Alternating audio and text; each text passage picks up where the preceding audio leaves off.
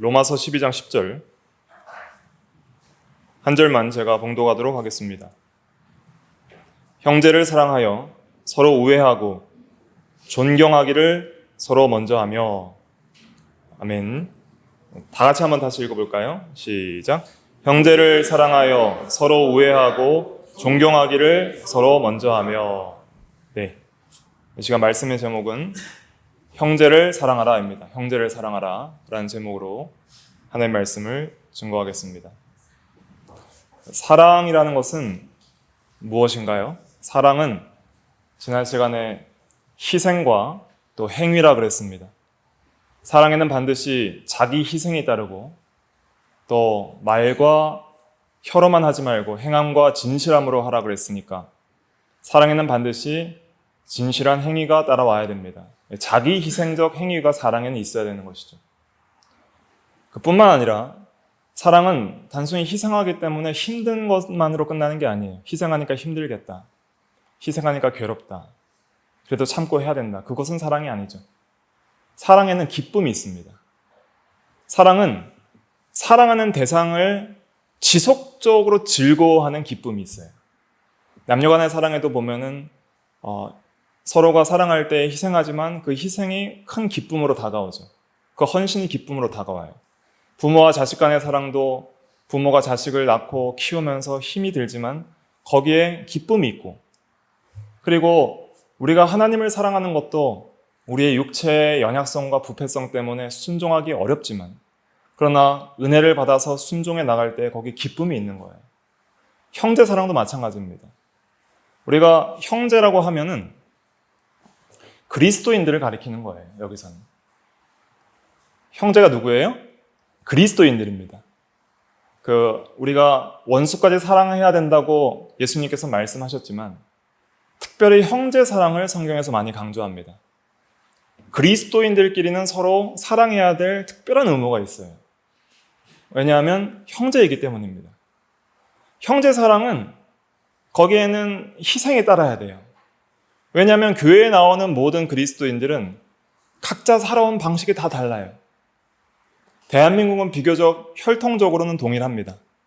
그러나 외국 같은 경우에는 과거 초대교회 때만 해도 유대인과 헬라인, 완전히 다른 삶의 방식을 살았던 사람들이에요. 유대인은 의식적으로 구약의 의식법을 지켰던 사람들이고 헬라인들은 그러한 삶을 전혀 살지 않았던 이방의 풍속과 세상의 방식대로 살아갔던 사람들이에요. 또 이방인들 사회 내에서도 헬라인들은 그 야만인들을 또 미워했어요. 헬라인들은 그 헬레니즘 문화, 알렉산더 이후에 그 헬라어를 쓰면서 헬레니즘 문화에 대해서 철학자들이 많이 나오잖아요. 헬라 철학자, 그리스 철학자들이 많이 나오고 어떤 지성인들이 많이 있고 어떤 지성적인 사고들을 기뻐하는 사람들이 많이 있었어요. 헬라인들은 항상 이 지혜와 지식을 많이 추구했어요. 그런데 배우지 못한 야만인들에 대해서는 거부감을 가지고 있었죠. 교회에 각종 이방인들이 들어올 때에 서로 불편하게 생각하고 좋지 않게 생각하고, 또 유대인들은 각자만의 식사법이 있었어요. 구약의 어떤 식사법, 의식법들이 있었는데 그렇기 때문에 베드로 같은 경우에도 고넬료의 집에 초대를 받았을 때 사도행전 10장에 보면은 원래 유대인들이 이방인과 식사하는 것이 금해져 있다 이렇게 말을 하거든요. 하지만 하나님께서 명령하셨기 때문에 지금 이 자리에 있다 이렇게 말을 하게 돼요. 그러니까 그런 다른 차이들을 가지고 있음에도 불구하고 서로 사랑하라는 거예요. 그 사랑할 때는 안 맞는 것들이 있을 수 있어요. 하지만 그런 안 맞는 것에도 불구하고 서로 사랑하는 것이 주의 명령입니다. 그렇게 사랑할 때 기쁨이 있다는 거예요. 성도들에게는 하나님을 사랑하고 성도들을 사랑할 때 희생하는 것도 있지만 기쁨이 있어요. 그 기쁨은 그리스도 안에서 하나님이 주시는 놀라운 기쁨이요, 또 성도 간의 사랑을 통해서 하나님 안에서 연합하는 기쁨이 있는 거예요. 그러한 기쁨들을 우리가 누려나가고 또 알아갈 때 더욱더 사랑의 세계를 발견하고 사랑을 잘 해나갈 수가 있게 되는 것입니다. 그래서 사랑은 첫째로는 희생이다. 또 둘째로는 사랑하는 대상을 지속적으로 기뻐하는 기쁨이 있다. 이 두 가지가 있다는 거예요. 사랑을 이렇게 우리가 성경적으로 정의를 하고, 우리가 이제 형제를 사랑하라 그랬는데 형제는 그리스도인이라 그랬어요. 그리스도인이 왜 형제인가? 형제를 사랑해야 되는 이유를 알아야 됩니다. 왜 우리가 형제를 사랑해야 되는가? 형제라는 것은 뭐가 같다는 거예요? 아버지가 같다는 겁니다. 육신적인 형제는 부모가 같은 것이죠. 근데 영적인 형제, 그리스도인들이 형제되는 이유는 아버지가 같은 거예요. 그래서 그리스도인, 모든 그리스도인은 한 하나님 아버지의 아들들이에요. 한 하나님 아버지의 아들들이기 때문에 형제애를 가지게 되어 있어요. 참된 하나님의 자녀들은 반드시 형제애가 있어요. 그래서 여기서 말하는 형제를 사랑하라는 그 원어는 형제애를 가리키는 거예요. 형제애를 가지고. 그 다음에 서로 우애하라는 건 뭐냐면 가족적 사랑을 하라 이런 뜻입니다. 여기서는 형제끼리, 가족적끼리 사랑하는 그 사랑을 하라는 원어적인 의미가 있어요. 왜 모든 그리스도인들은 형제애를 갖게 되냐면은 하나님께서 그들을 낳으셨기 때문이에요. 중요한 요절이 오늘 몇 가지 찾아볼 것들이 있는데, 첫 번째는 요한일서 5장 1절입니다. 다 찾으셨으면 같이 의미를 생각하면서 읽어보겠습니다. 시작. 예수께서 그리스도이심을 믿는 자마다 하나님께로부터 난 자니 또한 낳으신 이를 사랑하는 자마다 그에게서 난 자를 사랑하느니라. 네. 예수를 믿는다는 것은 하나님께로부터 태어난 증거입니다. 예수를 그리스도이심을 믿는 자마다 하나님께로부터 난 자니 그랬잖아요. 난 자다. 도대체 어떻게 낳는가가 중요한 것이죠. 니고데모가 요한복음 3장에 보면 예수님께 찾아오거든요. 예수님께서 사람이 거듭나지 아니하면 하나님 나라를 볼 수 없느니라 그랬어요. 다시 태어난다는 것이거든요. 거듭나는 것은 두 번째 태어난다 이런 뜻이에요. 그러니까 영적인 진리를 이해를 못하고 육적으로 어떻게 사람이 다시 태어날 수 있습니까? 엄마 뱃속에 들어갔다가 다시 나와야 됩니까? 이렇게 물어봤어요. 그러니까 그것이 아니다. 육으로 난 것은 육이요, 영으로 난 것은 영이다 그랬어요. 그래서 그 육으로 난 것은 육이고 영으로 난 것은 영이라는 것은 무슨 뜻이냐면, 사람이 하나님으로부터 난다는 것은 영적 출생을 가리킨다는 것이에요. 영혼이 거듭난다는 것이고 영적으로 다시 살아난다는 것이에요. 육으로 난 것은 육이라는 것은 육은 육밖에 낼 수 없다는 거예요. 사람의 육체가 출생하면 육신적 자손을 내고 물질적인 육체적인 자손을 낸다는 것이죠. 또 육은 육이라는 것은 이 물질적 육체적이라는 의미도 있지만은, 그러나 육체의 그 부패한 본성을 가리키는 거예요. 육은 육밖에 낳을 수 없다는 거예요. 전적 부패한 아담의 자손은 타락한 자손을 낳을 수밖에 없다. 죄인은 죄인을 낳을 수밖에 없고 육체의 부패한 성품을 가진 사람은 부패한 자식을 낳을 수밖에 없다. 100번 낳아도 육은 육이라는 거예요. 그러나 영으로 난 자는 영이라는 것은 성령으로 태어난 자는 영적 본성을 가진다는 거예요. 성령으로 난 자는 새로운 본성, 영적 본성, 하나님에 대하여 살아있는 영적 생명을 가진다는 것입니다. 하나님께로부터 났다는 것은 전에 어떤 새 생명을 받았다는 거예요. 영적으로. 영적 생명이 하나님으로부터 주어진다는 거예요. 그것이 중생의 은혜입니다. 거기에 대해서 그 요한복음 3장 7절부터 8절을 보면, 내가 거듭나야 하겠다는 말을 놀랍게 여기지 말라 그랬어요. 바람이 임의로 불매 내가 그 소리는 들어도 어디로 와서 어디로 가는지 알지 못하나니 성령으로 난 사람도 다 그러하니라. 영으로 난 것은 영인이 하시면서 성령으로 난 사람도 다 그러하니라 하면서 바람 비유를 들었어요. 바람은 눈에 보여요, 안 보여요? 눈에 보이지 않죠. 근데 바람을 어떻게 알아요? 바람은 기압차에 의해 발생하는 공기의 흐름이에요.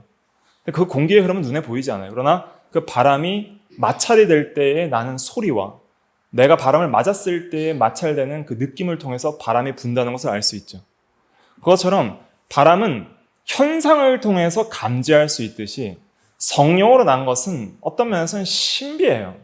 신비라는 것은 진리이지만 우리의 육체의 한계와 연약성 때문에 다 이해할 수 없는 진리를 신비라고 신학적으로 표현합니다. 또 성경에서 말하는 복음의 신비라고 할 때에는 전에 감추어져 있지만은 이제 계시된 진리를 신비라고도 해요.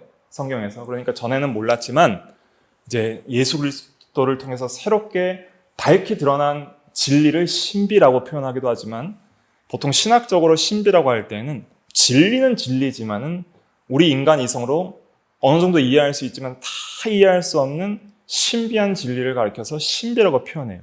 그러니까 영적 출생, 하나님으로부터 나는 것도 신비해요. 성령의 역사, 바람과 같은 성령의 역사로서 눈에는 보이지 않지만은 일어난 현상을 통해서 분별할 수 있는 신비예요. 그러면 성령의 역사로 거듭난 영적 생명에 살아난 성도는 어떤 특징을 가질까요? 성령이 함께 하시고 본성적으로 하나님에 대하여 반응하게 되어 있어요. 하나님에 대하여 살아있게 되어 있어요. 그래서 하나님을 뭐라고 불러요? 아빠, 아버지라 부르는 거예요. 너무 자연스러운 거예요. 본성적으로 하나님께로부터 난 사람은 본성적으로 아버지 하는 게 너무 자연스러운 거예요. 부성적 사랑을 느끼게 되는 거예요. 하나님으로부터 그리스도 안에서 나에게 생명을 주신 것을 믿고 하나님을 나의 아버지로 인식하고 아버지를 알고 아버지를 사랑하고 아버지를 순종하고 의지하고자 하는 본성적 경향성이 생겨요. 영혼의 경향성이거든요. 그래서 훌륭한 개혁주의 신학자 루이스 볼코프는 이 중생의 역사에 대해서 뭐라고 했냐면은 새 생명의 원리라는 것은 새 생명의 그 생명의 힘을 가리키는 거예요. 능력과 힘. 새 생명의 원리가 인간 영혼에 심겨지고 영혼의 주도적 성향 혹은 지배적 성향이 거룩하게 되는 하나님의 행위라고 그랬어요. 그러니까 우리의 영혼의 생명의 능력이 심겨지고 영혼은 항상 경향성이 있거든요. 항상 뭔가로 이렇게 기울어지는 사랑의 경향성이 있는데 그것이 자기 중심, 자기 사랑, 세상 사랑, 이기심으로 기울어졌던 그 영혼의 경향성이 하나님 중심, 아버지 중심으로 기울어지는 그런 거룩하게 되는 하나님의 역사를 가리켜서 중생이라고 하는 거예요. 거듭남. 그러니까 중생한 성도들은 반드시 하나님을 알고 사랑하고 순종하게 되어 있습니다.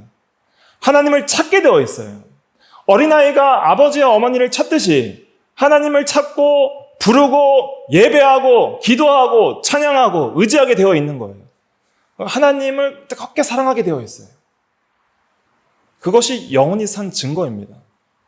성령이 함께하는 성령의 사람인 증거예요.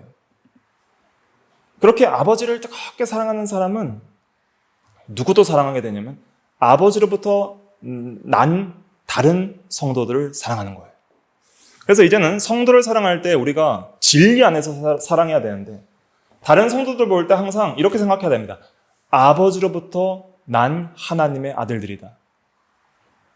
나랑 생각도 다르고 사상도 다르고 삶도 다르고 나를 좋아하지도 않는 것 같고 나랑 안 맞는다고 생각하는 것이 아니라 물론 그런 것은 우리가 서로 잘 맞춰 나가야 되지만 첫째로 생각해야 될 것은 이 사람은 하나님의 아들이다. 나도 하나님의 아들이고 이 성도도 하나님의 아들이다. 그러므로 나는 형제를 사랑해야 된다. 내가 아버지께서 나를 사랑하시고 내가 아버지를 사랑하는 것 같이 나는 형제애를 가지고 형제를 사랑해야 된다. 본성적 사랑의 그 이끌림을 받아서 형제애를 가지고 사랑해야 됩니다. 그래서 그렇게 사랑하려면 반드시 우리는 먼저 하나님으로부터 거듭나야 돼요. 하나님으로부터 난 자들이 되어야 돼요. 하나님께서 우리를 어떻게 거듭나게 하시는가? 물과 성령으로 아니면 거듭날 수가 없다 그랬어요. 물과 성령으로 거듭나지 아니하면 하나님의 나라를 볼 수도 없고 들어갈 수도 없다 그랬어요. 물은 뭐냐? 물은 진리를 상징하는 거예요. 물로 씻어 말씀으로 깨끗하게 하사. 에베소서 5장에 그런 말씀이 있거든요. 물은 진리를 상징하고 또 야고보서 1장에도 진리의 말씀으로 너희를 낳으셨느니라 그랬어요. 그래서 이 물에 대해서 뭐 다른 견해들도 있지만은 이병규 목사님이나 제임스 몽고메리 보이스나 아더 핑커 같은 훌륭한 신학자들은 물을 하나님의 말씀으로 해석을 해요. 그래서 이 말씀과 성령으로 거듭나야 돼요. 거듭나려면 어떻게 해야 되냐? 거듭나는 역사는 하나님이 하시는 거예요. 하나님이. 그런데 그 하나님이 하실 때 외적인 말씀을 사용하세요. 진리를 듣는 자리에 있어야 되는 거예요. 말씀을 읽고 사모해야 돼요. 그래서 진리의 말씀을 통해서 하나님께서 그 영혼을 살리시는 거예요. 그럼 그 살아난 영혼의 특징이 뭐냐? 진리로 거듭났기 때문에 진리를 사랑하게 되어 있어요. 진리를 믿고 순종하게 되어 있어요. 성령으로 거듭났기 때문에 성령이 함께하고 성령의 열매가 맺히게 되어 있어요. 그래서 성령의 열매 중에 첫째가 뭐예요? 사랑이잖아요. 사랑. 사랑의 열매가 자연스럽게 맺히게 되는 거예요. 그래서 거듭남을 사모하시고 또 거듭난 성도들은 그 거듭난 은혜를 감사하면서 좀 자라나야 돼요. 중생은 어린 아이가 태어난 것과 똑같은 거예요. 근데 어린 아이의 신앙으로 머물러 있으면 안 돼요. 성화를 통해서 자라나야 돼요. 하나님의 형상으로 좀 자라나야 돼요. 장성한 성도로 좀 자라나야 돼요.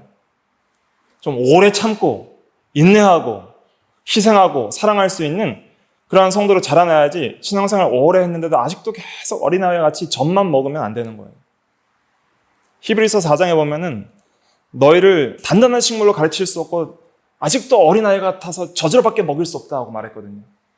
그 어린아이와 같은 성도들을 고린도전서 3장에서는 육신에 속한 성도라고 그랬어요. 육신에 속한 성도. 자기 육신 중심으로만 살아가는 성도, 이기적이고 서로 당파를 짓고 서로 사랑하지 못하고 화합하지 못하고 너무 자기중심적인 이기심에 아직도 자기 사랑에 가득한 성도가 어린아이 성도다. 거듭날지라도 어린아이라는 거예요. 그러니까 우리가 형제 사랑을 하려면 이 모든 이기적 자기 사랑을 우리가 버리고 그리스도의 은혜를 많이 받아서 좀 사랑의 사람으로 변화돼야 되겠구나. 하나님의 은혜를 좀 많이 받아야 되겠구나 하는 것을 깨닫게 되는 것이죠. 어쨌든 우리가 말씀과 기도에 힘을 써서 진리의 인도를 많이 받고 성령의 감화를 많이 받아서 하나님의 사람으로 좀 자라나는 것들이 필요합니다. 그래서 먼저는 우리가 중생의 그 은혜를 우리가 경험해야 됩니다.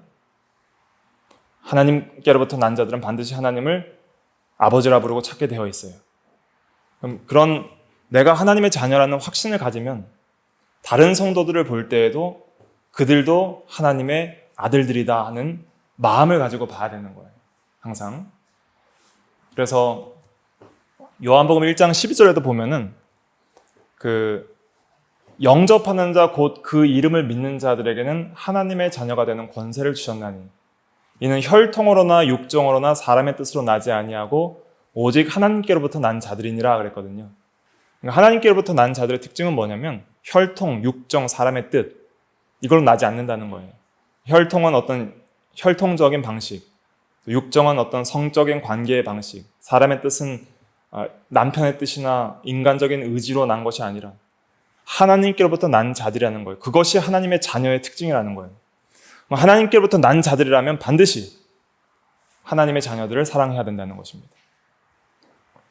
그래서 한번 따라 보실까요? 모든 그리스도인은 한 하나님 아버지의 아들들이다. 한 하나님 아버지의 아들들이다. 이런 마음으로 모든 성도들을 바라봐야 됩니다. 그 다음 두 번째, 우리가 형제를 사랑하려면 어떻게 해야 되는가? 모든 그리스도인은 그리스도의 형제라는 것을 또 믿어야 됩니다. 한 구절 찾아볼게요. 히브리서 2장 11절. 히브리서 2장 11절. 같이 읽어볼게요. 시작. 거룩하게 하시는 이와 거룩하게 함을 입은 자들이 다 한 근원에서 난지라. 그러므로 형제라 부르기를 부끄러워하지 아니하시고. 여기서 말씀하는 거룩하게 하시는 이는 그리스도를 가리키고요. 거룩하게 함을 입은 자들은 성도를 가리키는 거예요.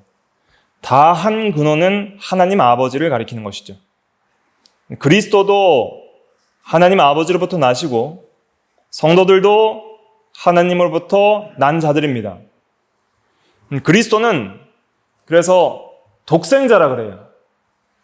아버지 품에 있던 독생하신 하나님께서 나타내셨느니라. 요한복음 1장 18절에. 그럼 그리스도는 언제 나셨을까요? 그리스도는 언제 나셨어요? 나신 시점이 있어요, 없어요? 없어요. 영원하신 거예요. 영원 출생이라 그래요. 독생하셨는데 그리스도를 독생자라 하고 성도들을 양자라고 합니다. 우리는 입양된 거예요. 그리스도의 은혜로. 독생자라는 개념은 무슨 의미냐면 외아들이라고도 하는데 유일무이한 하나님의 아들을 가리키는 거예요.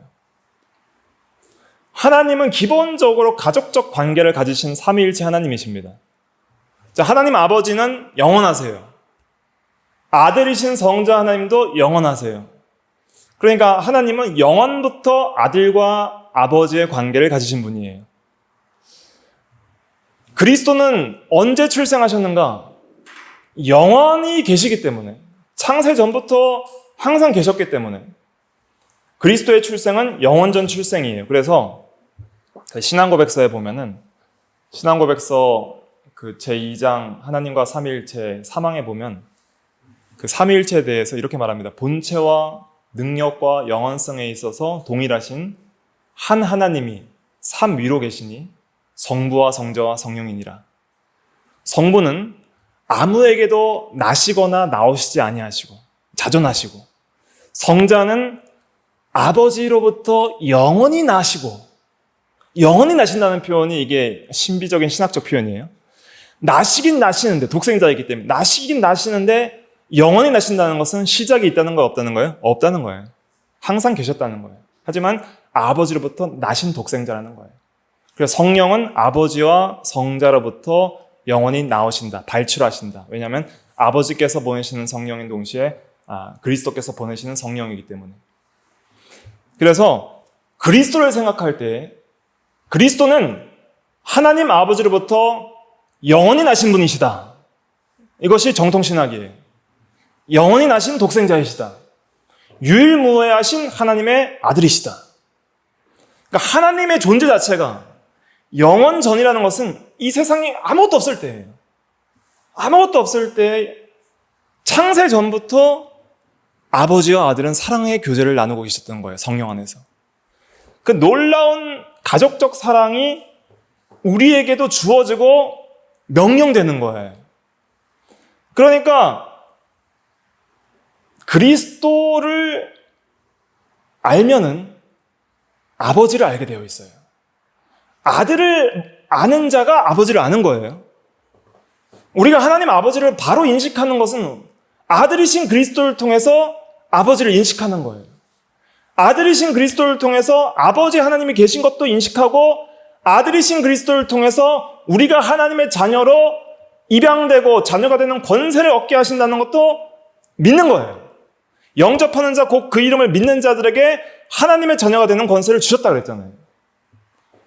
그래서 우리가 예수를 믿으면 그리스도가 나의 형제가 되시고 하나님이 나의 아버지가 되시는 거예요. 그러니까 성도들을 볼 때 누구의 형제를 생각해야 돼요? 그리스도의 형제다. 이 형제는 그리스도의 형제다. 나의 형제일 뿐 아니라 그리스도가 이분의 형제가 되신다. 자, 그럼 그리스도는 형제들 중에 최고 누굴까요? 서열상 맏형이 되죠. 맏형이. 창세 전부터 계셨으니까. 최고 형이 그리스도예요. 얼마나 좋아요. 그것이 성도가 받은 은혜이고 형제 사랑의 요구의 원인입니다. 그 다음 세 번째, 모든 그리스도인은 그리스도께서 피 흘려 죽어주신 형제예요. 피 흘려 죽어주신 형제.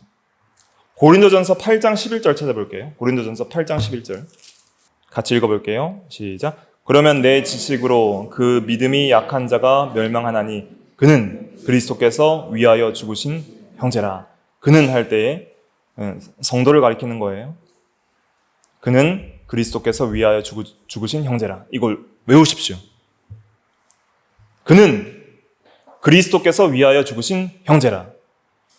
성도를 볼 때 이 사람은, 이분은 그리스도께서 위하여 죽어주신 형제구나. 그렇게 성도들을 바라볼 때 성도 사랑이 나오는 거예요. 그리스도께서 위하여 죽으실 때 흘리신 것은 피였어요.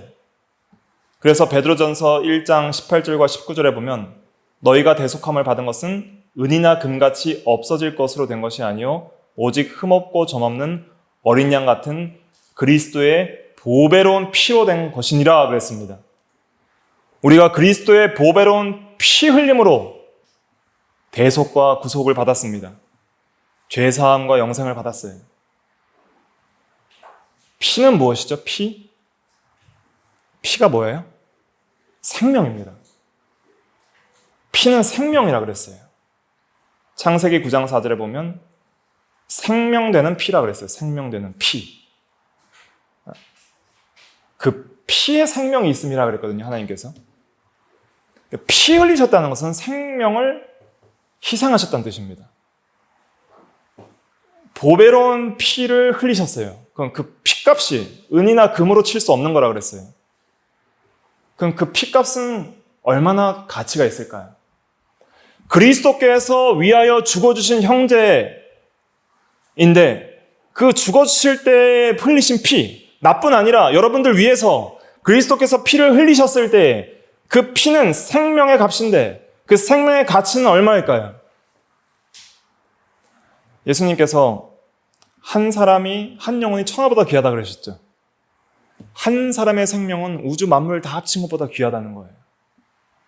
그런데 그리스도의 피는 모든 인생을 다 합친 것보다 귀한 피예요.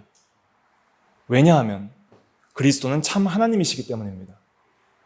하나님은 무한하고 하나님은 창조주이시기 때문에 모든 생명들과 피조물, 푸조 세계 전체를 합친 것보다 가치 있는 분이세요. 그 참 하나님께서 참 사람이 되셔서 우리를 위하여 피 흘려 죽으셨어요. 하나님은 죽으실 수 없다 그랬어요. 디모데전서 6장에 보면. 죽으실 수 없는 하나님께서 죽으시기 위해 인간이 되셨고 그 피 흘림은 한 인간의 가치의 피 흘림이 아니라 참 하나님께서 죽으신 것이니 그 인성을 통해 죽으셨지만은 그리스도의 인격 안에서 하나님의 가치 있는 피가 흘려진 거예요.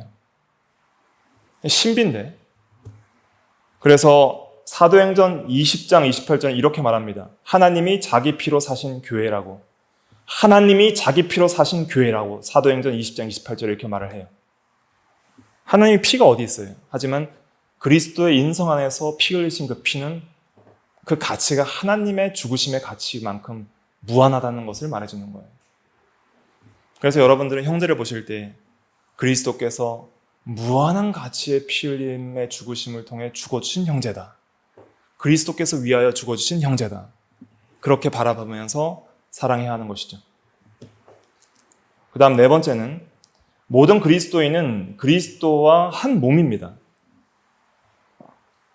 고린도전서 12장 27절에 보면은 고린도전서 12장 27절 시간이 가도 다 찾아보죠. 고린도전서 12장 27절 같이 읽어볼게요. 시작. 너희는 그리스도의 몸이요 지체의 각 부분이라. 예. 우리가 그리스도의 몸이라는 것은 어떤 의미냐면 그리스도가 우리의 머리가 되신다는 거예요. 그리스도가 머리가 되셨다는 것은 모든 몸에 대한 주의자, 명령하시는 유일한 분이에요. 모든 몸은 머리의 명령을 따라 움직여요.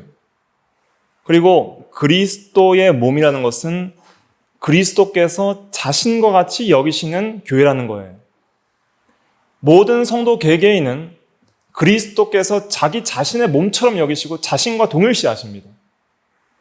그래서 우리 성도가 그리스도의 몸이라는 것은 그리스도의 인도를 받아야 할 뿐 아니라 그리스도께서 나를 자신과 같이 동일시하시는 분이 그 몸이라는 것을 믿어야 돼요. 그러니까 다른 성도들 볼 때도 그리스도의 몸으로 봐야 되는 거예요. 그리스도께서 자신과 같이 귀하게 여기는 몸으로 봐야 돼요. 그래서 사도행전 9장에 보면은 사도 바울이 회심하기 전에 다메섹 도상에서 그리스도인들을 잡아 옥에 가두려고 갈 때 예수님께서 햇빛보다 더 밝은 빛 가운데 나타나셔서 사울에게 뭐라고 하셨어요? 사울아 사울아 왜 네가 나를 핍박하느냐 그랬어요. 교회를 핍박하는 사울에 대해서 왜 너는 나를 핍박하느냐? 그것은 교회를 자신의 몸과 같이 동일시 여긴다는 거예요. 이것도 신비입니다. 어떻게 우리가 그리스도 안에서 함께 연합되고 한 몸이 될 수 있는가? 우리가 어떻게 그리스도의 몸이 될 수 있는가? 그것은 성령으로 가능한데, 그 13절 읽어볼까요? 13절. 12장 13절. 고린도전서 12장 13절 같이 읽어볼게요. 시작. 우리가 유대인이나 헬라인이나 종이나 자유인이나 다 한 성령으로 세례를 받아 한 몸이 되었고 또 다 한 성령을 마시게 하셨느니라. 예. 성령으로 한 몸이 되었다 그랬어요. 성령 세례는 성령의 깨끗하시게 하신 역사와 성령의 내주를 가리키는데, 성령 세례는 중생의 역사를 가리키는 거예요. 그리고 성령을 마시게 하셨다는 것은 성령의 내주와 성령의 그 생명수의 역사, 생명을 살리고 살아있게 하는 역사, 내적인 생명 강수의 역사, 내주, 이런 것을 상징하는 것이죠. 그러니까 우리가 한 성령을 받아서 한 성령으로 연합되어서 한 몸이 되는 거예요. 이게 신비예요, 신비. 근데 이렇게 우리가 연합이 되는 거예요, 그리스도 안에서. 그러니까 영적인 눈을 떠서 영적인 연합을 바라보셔야 돼요. 성도들은 그리스도 안에서, 성령 안에서 한 몸이 되어가는 거예요. 헬라인이나 유대인이나 종이나 자유인이나 각자 다른 출신들이 그리스도인들이 되어 오지만은 교회 안에서 하나가 되라는 거예요. 그래서 우리는 성령 안에서 그리스도의 한 몸이다. 그리스도는 머리시다. 그리스도께서 모든 성도들을 자신과 동일시 하신다 하는 그 신앙을 가지고 내 몸이 다른 몸에게 쓸데없다 할 수 있어요? 없어요? 없어요. 팔이 발대로 쓸데없다 할 수 없고 더 요긴한 지체가 연약한 지체를 쓸데없다 할 수 없어요. 쓸데없다는 순간 생명이 죽는 거예요. 아니면 다치거나 하는 거예요. 그러니까 우리는 그리스도 안에서 한 몸됨을 믿고 그 몸됨을 더 세워나가는 그것이 바른 신앙입니다. 그 다음에 다섯 번째로 모든 그리스도인은 하나님의 가족이에요. 한번 또 찾아볼까요? 에베소서 2장 19절 한번 찾아보세요. 에베소서 2장 19절 다 같이 읽어보겠습니다. 시작. 그러므로 이제부터 너희는 외인도 아니요 나그네도 아니요 오직 성도들과 동일한 시민이요 하나님의 권속이라. 네. 하나님의 권속이라 할 때 이 권속은 그 가족이라는 뜻입니다. 가족. 그래서 하나님의 자녀들은 이제 하나님 안에서 가족이 돼요. 가족들은 어떻게 사냐면 하나님 나라, 하나님의 집에서 영원히 함께 살아요. 그래서 여러분들이 이 세상에서 성도들이 함께 교회 생활을 하다가 때로는 먼저 천국 가시는 성도들도 있으시겠지만 잠시 이별이지. 그리스도께서 재림하실 때 모든 성도들이 다 부활하여서 이젠 주와 함께 영원히 있게 될 것이라고 데살로니가전서 4장에 말했어요. 영원히 이제 하나님 아버지를 모시고 그리스도를 나의 맏형으로 모시고 성령 안에서 사랑하면서 영원히 사는 거예요. 영원히 함께 살 하나님의 가족이다. 이러한 관점으로 형제들을 바라볼 때 우리가 사랑하는 마음을 가질 수 있는 거예요. 그래서 오늘 형제를 사랑하라 그랬는데 형제를 사랑하려면 첫째는 한 하나님 아버지의 아들들임을 우리가 믿고 사랑해야 돼요. 그럼 복습 차원에서 한번 따라해 보실까요? 모든 그리스도인은 한 하나님 아버지의 아들들이다. 한 하나님 아버지의 아들들이다. 그럼 두 번째는 모든 그리스도인은 그리스도의 형제이다. 다음 세 번째는 모든 그리스도인은 그리스도께서 피 흘려 죽어주신 형제이다. 다음 네 번째는 모든 그리스도인은 그리스도의 한 몸이다. 다음 모든 그리스도인은 하나님의 가족이다. 하나님의 가족으로 영원히 살 거예요, 같이. 그래서 우리가 서로 사랑해야 됩니다. 사랑을 하려면 어떻게 해야 될까요? 감정도 명령이에요. 감정이 내 마음대로 안 돼요, 하나님. 네, 이렇게 제가 과거에 청년들을 이렇게 지도할 때 보면은 청년들 중에서도 저는 절대로 저 사람은 사랑 못할 것 같아요 하는 그러한 마음을 가지는 분도 있는데, 그 감정이 마음대로 안 된다고 해서 의무가 없는 게 아니에요. 하나님은 우리의 감정을 명령하십니다. 사랑의 감정을 가지라고 명령하시는 거예요. 그래서 그 주의 명령인 줄 알고 우리가 형제를 사랑해야 되는데, 형제를 사랑하려면 우리가 그리스도 안에 있어야 돼요. 그리스도 안에 있을 때 그게 가능하다 그랬어요. 그래서 그 요한복음 15장 5절에 보면, 나는 포도나무요 너희는 가지니 너희가 내 안에 내가 너희 안에 있으면 너희가 많은 열매를 맺나니 너희가 나를 떠나서는 아무것도 할 수 없다 그랬어요. 주님 안에 있을 때, 주님의 사랑 안에 거할 때에 우리가 가능한 거예요. 그래서 이것도 신비해요. 그런데 하나님께서 우리 안에 거하세요.